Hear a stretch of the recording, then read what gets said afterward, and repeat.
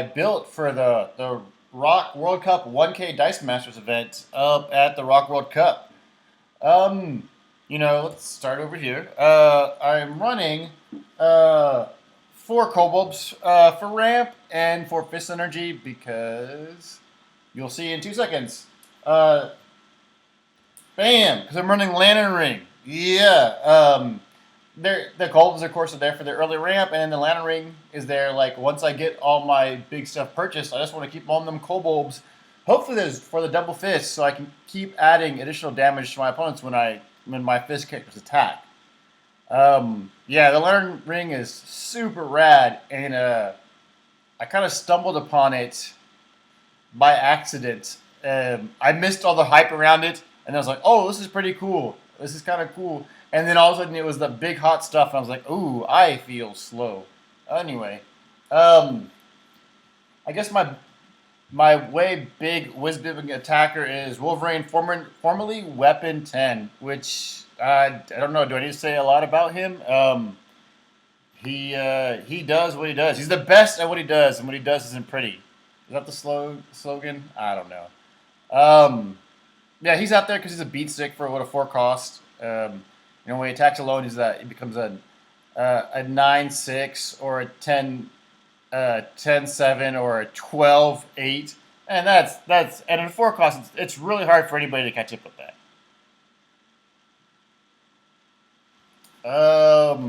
Helping me get that weapon 7 out faster is of course the Blue Eyes White Dragon. Um, Is anybody actually? I take that back. I saw somebody at the event field a Blue Eyes White Dragon, and my mind didn't know what to do. I was shocked. It's on here for the global. Pay a bolt, knock out one of your monsters or characters, and reduce the cost of your next dive by 2 energy. Um, I had a Constantine. He's there for the control. There's stuff that scares me a lot. Genzo scares me. Gabi scares me. That a lot of the storms scare me. Umber Hulk scares me. There's a lot of stuff that scares me, so that's why Constantine is on here. I've got Rare Wasp next, and she's in there because one, I wanted the ability to mess with Professor X. Like I was hoping that if I see somebody playing a Professor X aside of me, I could buy her fast, get her out, field her, so that they just lose their main source of ramp, you know. And then, but it turns out I kept her on there is because she's got the global pay 2 energy to do 1 damage to a character, and I kept it for Hulk.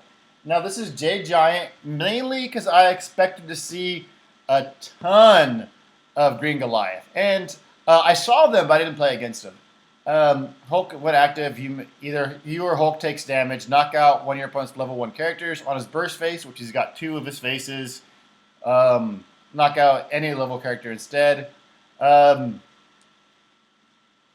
and then he's a gross eye smasher face guy. And filling out my team is the Human Paladin. I only got 1 dice on them because I honestly didn't plan on using him. I didn't think I was going to run into a lot of global abilities, but he's on there for his global, so I can pay a shield and reduce damage attack from my opponent's ability to 1. And that's because of Gabi and not really Zarina, because it's not really as effective against Zarina, but stuff like that. My 2 actions are Resurrection, favorite action, mainly for the global, and then Polymorph. The Polymorph was a late addition as a good chunk of my team was suggested to me by Kelly. He happens to go play what is that game? The anime style game. He happens to go Force of Will. He happens to go play Force of Will when I run my Dice Master tournaments, and I showed my team to him and asked him what he thought, and he said I should totally put in Polymorph. I should totally show in Wolverine Weapons 10 and Blue Eyes White Dragon. He recommended what is that Yu-Gi-Oh guy that stops basic actions and globals from being used against, or globals from? Well, he's Doom Caliber Knight. He suggested that, which, like I said, I wasn't really having Human Paladin for globals, just in case I did need to worry about globals, and he was there, but he was mainly there to help me reduce damage. Um, when I when I was playing around the team, I had Zarina instead of Jade Giant, but I found myself not buying her soon enough. So I was like, well, maybe I'll swap something out for some more removal. Um, I was reluctant to put polymorph on there because I was afraid that people would be using it as removal. You know, they'd buy my polymorph and use it against me. And I was telling this to Kelly when he suggested, and he said, "Nah, no, trust me, people don't do it." And sure enough, he was absolutely right. People would just use their polymorph to bring their characters into play, and like I saw somebody use it against me like once, but that was only after I polymorphed out his Jinzo like 3 times in one game. It was pretty cool. Um, how'd I do? Well, I lost. I haven't won. I didn't win a single. I won individual games, but I didn't win a round. And then they were playing this weird, funky thing where draws were a thing, or like if you ran out of time after your 5 turns, if if you had any life left, it didn't matter if you were higher, then it's a draw, which really messed with our sortings, our pairings, and stuff like that. I totally am against this ruling. When I run my super event in 3 weeks, wow, it's coming in close. We are not going to have draws like that. You'll only get a draw if you have the exact same life total. Um, Changes that I think that I'll make to a team is um, maybe sub out Human Paladin or Constantine, and get his arena in there.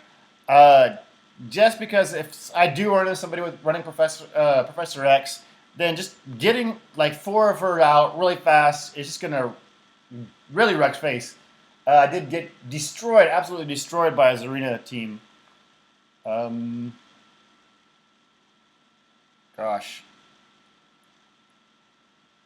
Oh, I did once during the tournament and once during practice get a second turn weapon 10 out. That was that was too much fun. I was like, oh my god, I can't believe I pulled this off and swung. Um, just did a ridiculous amount of damage, and my opponent was like, oh no. And then next turn I bought the stuff again to get it ready to do it again. The next game I bought the stuff again to get ready to do it again, and it did not work. And I'm like, yeah, this is what really happened in all my playtesting. That was just a one-time situation, and I did lose that game, of course. Like I said, I lost all my games.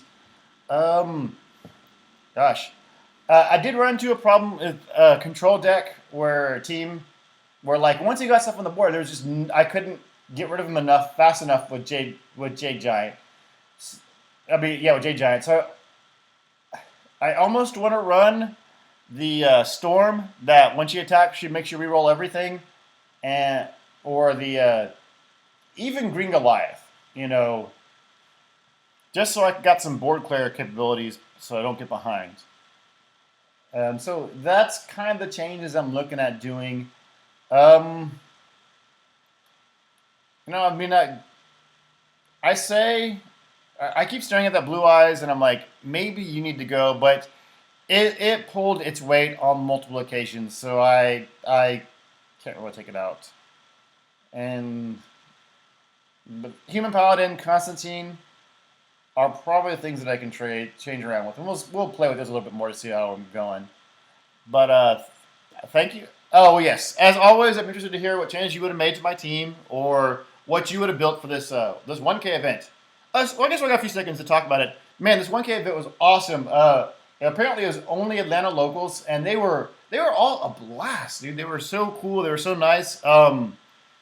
The top four, they agreed to split the $1,000 and just each person got $250, and they were so cool that they were like, "Hey, we want to buy you a beard." I was like, "That's so awesome!" That's crazy, crazy cool. They have like a really good scene out there.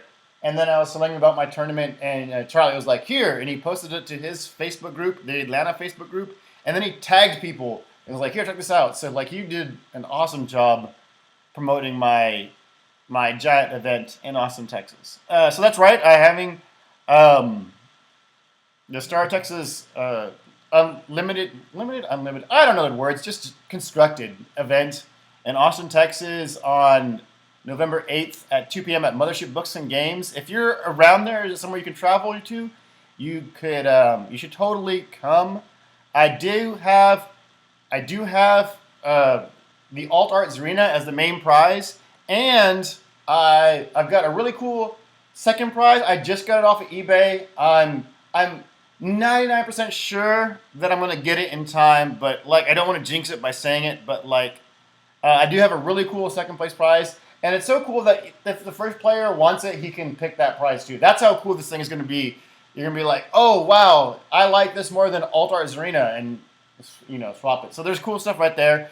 Also running the same time is going to be a little cup tournament, and I've got a really cool prize for that. Something that you I don't think you'd expect as a prize for a little cup tournament, but yeah. So if straight up meta isn't your thing, and you want to play some little cup and have a good time, then you have a good chance of getting something pretty cool. Thank you for watching. This has been Matt with Heroic Tactics.